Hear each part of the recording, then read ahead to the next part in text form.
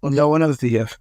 Mi nombre es Alejandro y mi equipo está conformado por Yoselim, César, Moisés y yo. Y el tema que nos tocó es de la crisis económica, por lo cual les explicaré a continuación. Una crisis económica es un periodo de tiempo en el que la economía de un país o del mundo sufre una caída significativa de su actividad. Esto suele manifestarse en varios aspectos negativos, al mismo tiempo como su desempleo elevado, disminución de consumo, caída de la producción, quiebra o cierres de empresas, crisis bancarias o financieras, etc. Y la causa de la crisis económica son por los factores internos como la gestación del gobierno o factores externos como el COVID-19, entre otras pandemias. A continuación, mi compañera Jocelyn le dará un ejemplo de una crisis económica. Les hablaré sobre la crisis financiera del 2008.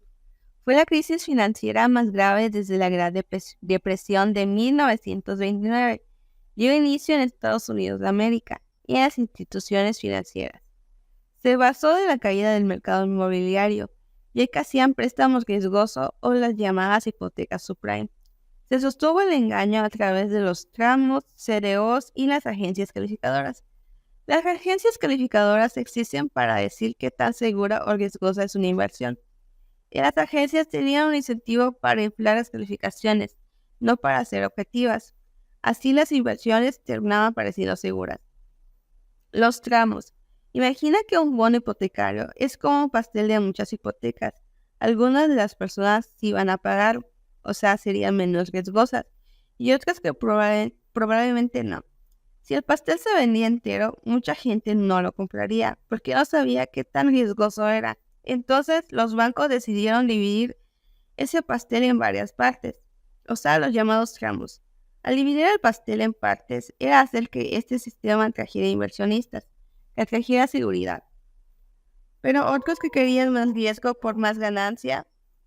El grave error fue que al reemplazar que le empezaron a dar hipotecas sin verificación de ingresos a personas que directamente ni siquiera tenían trabajo, o se prestaba dinero con tasas de interés variable, lo que hacía más difícil de pagar si el interés subía, y cuando las personas evidentemente no alcanzaron a pagar sus hipotecas, el dinero ya no alcanzó para cubrir los tramos. Los CDO fue un nuevo bono hipotecario hecho de tramos que no se vendieron, o sea, un bono hecho de sobras de los bonos, de los peores tramos. Pero lo que hacían los bancos de inversión era agrupar todas esas obras, juntarlas en un nuevo bono y le pagaban a una calificadora para que les puntuara como súper seguras, porque estaban tan bien diversificadas. Pero ¿por qué nadie se preguntó si había un error? Porque básicamente todo el mundo estaba ganando dinero, los bancos, las calificadoras y los vendedores. Por esa razón nadie se cuestionaba. Era tan grande su avaricia como para detenerse a pensar. Tras el inicio de la crisis, los gobiernos implementaron rescates masivos de instituciones financieras y otras políticas monetarias y fiscales cualitativas para evitar el colapso del sistema financiero mundial. En los Estados Unidos, los 700 mil millones de dólares puestos a disposición por la Ley de Estabilización Económica, que entró en vigor el 3 de octubre de 2008, no pudieron frenar la caída libre económica, pero la Ley de Reinversión y Recuperación, promulgada el 17 de febrero del 2009, que incluía un crédito fiscal sustancial sobre la economía. La crisis desencadenó la Gran Recesión del 2008, resultó en aumentos del desempleo y el suicidio, y disminuciones en confianza institucional y tasas de natalidad, entre otras métricas. La recesión fue una condición previa importante para la crisis económica y la crisis de la deuda europea. Afectó severamente a México debido a la fuerte dependencia económica del país con su vecino del norte.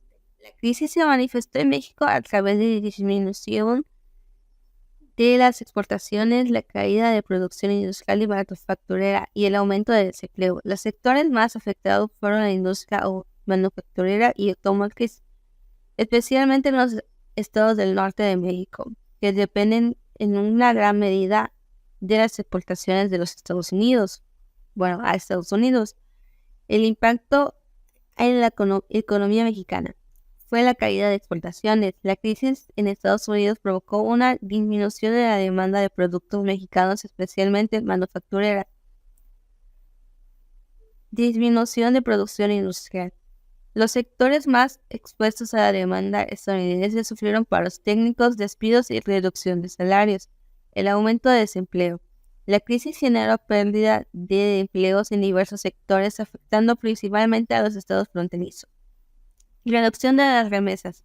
La crisis en Estados Unidos también afectó el envío de remesas desde ese país e impactó negativamente a las familias mexicanas que dependen de estos ingresos. La caída del PIB.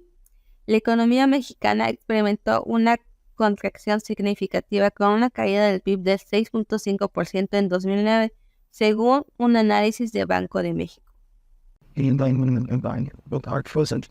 Soy César. La pandemia de COVID-19 en México.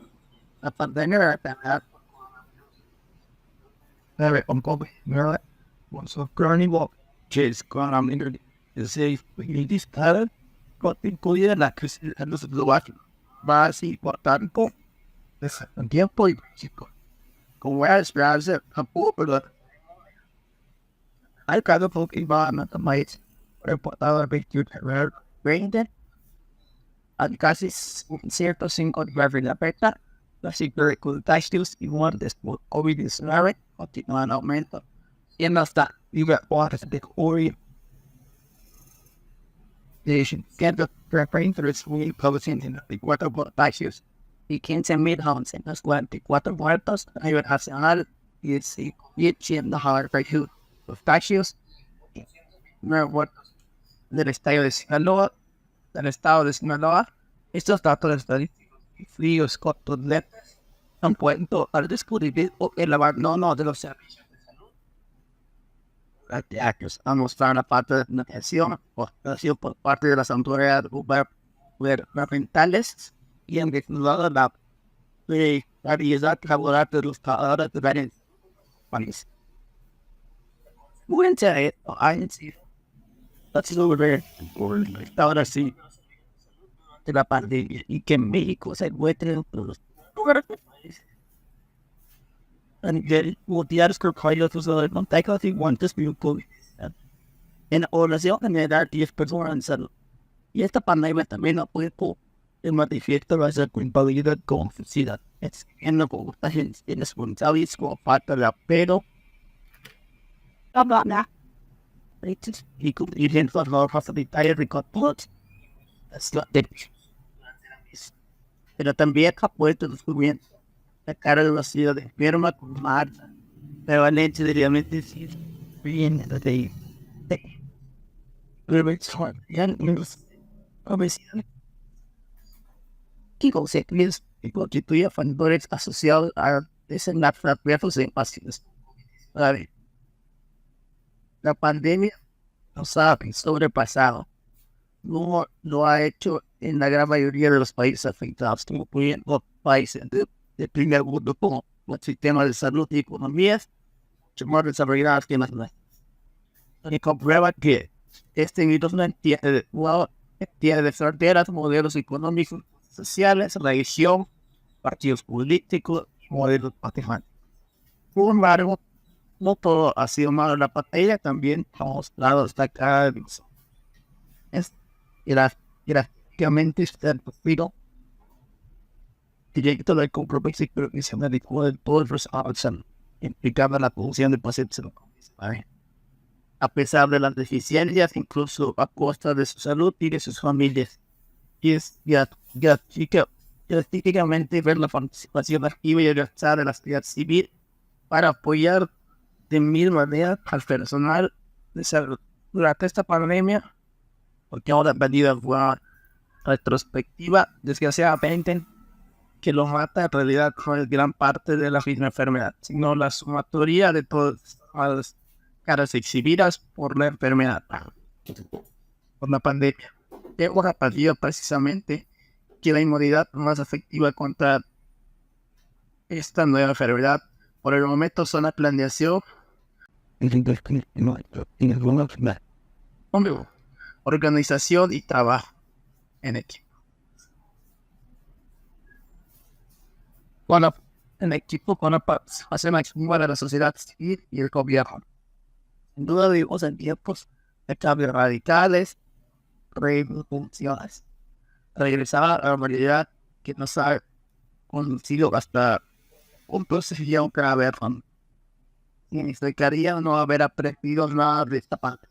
Estamos obligados a respetar, a y planificar nuestra transición hacia la realidad en la cual, entre otras cosas, se tendrá que aumentar la estructura y equipamiento de la gestión de la salud. Se deberán mejorar las condiciones laborales de los trabajadores de la salud. Se deberá aumentar la inversión en la salud de salud. Se deberán mejorar las políticas de prevención de la salud pública y sobre todo deberemos estar hacia una sociedad con mejores ciudadanos.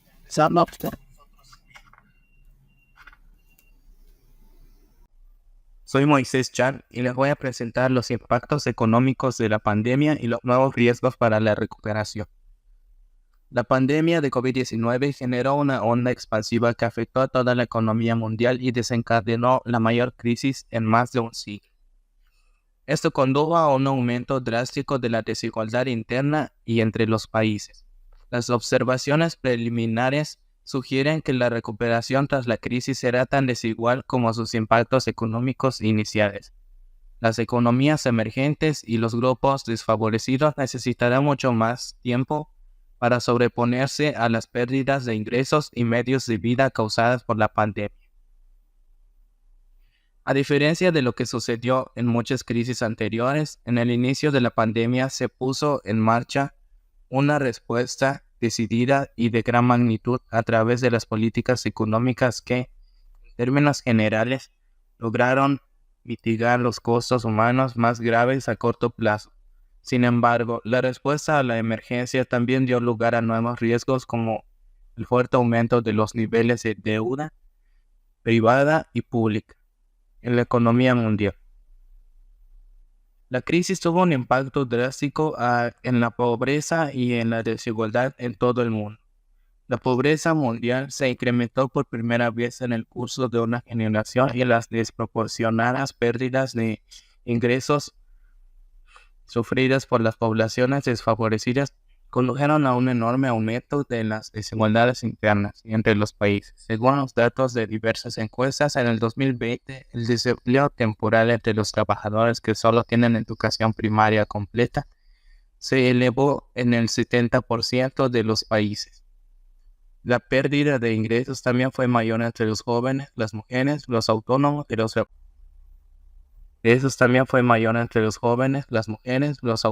y los trabajadores ocasionales con niveles más bajos de educación formal. Las mujeres se vieron particularmente afectadas por la pérdida de ingresos y de puestos de trabajo, dado que era más probable que estuvieran empleadas en los sectores más afectados por los confinamientos y por las medidas de distancia. El papel de la política macroeconómica cuando se dispusieron entre los diferentes países las cuarentenas, las respuestas tanto en materia de política fiscal como monetaria fueron rápidas y contundentes.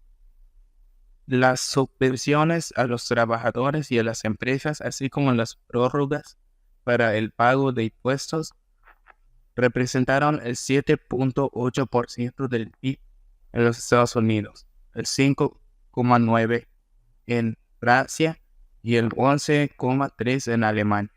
Cifras que representan un nivel de ayuda extremadamente elevado en comparación a los estándares históricos. Además, con el objetivo de reducir los riesgos para los bancos, los estados se comprometieron a garantizar parcialmente los préstamos concedidos por los bancos a las empresas en dificultades. Esos préstamos bancarios garantizados representaron hasta el 5.2% del PIB en los Estados Unidos, el 13.4% en Francia y el 30.3% en Alemania. Si bien no representan gastos directos como algunas empresas terminarán quebrando, el Estado tendrá que cumplir con algunos de ellos que terminará impactando gastos presupuestarios totales. La pandemia de COVID-19 ha sido especialmente severa, que sustenta en una gestión innovadora de la deuda, una política monetaria sólida y un